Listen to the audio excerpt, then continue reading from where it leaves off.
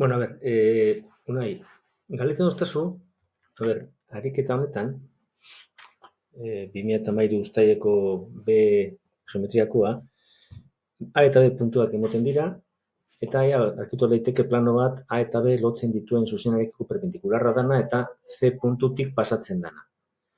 Bueno, hori eingo dugu lehenengo AB vektorea perpendikularra izango da. Vale, handituko dugu apur bat hau. AB vektorea da perpendikularra planoarekiko. Bai? Eta C puntua planoan dagoenez, aldugu aplikatu, hau da eskalarraren bitartez, x-ken puntua bider vektore, y-ken puntua bider vektore, ez da berdin zero. Eta geratzen da planoa hauze dala.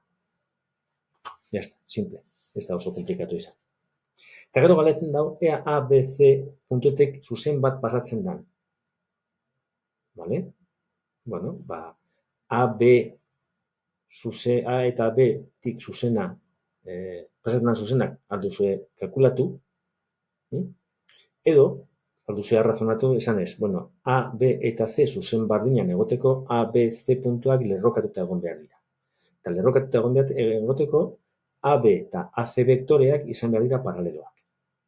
Tarduan, A, B eta AC vektoreak kalkulatuz, emoten dago bat, iru, A, B vektorea eta bat C, bat, iru, iru.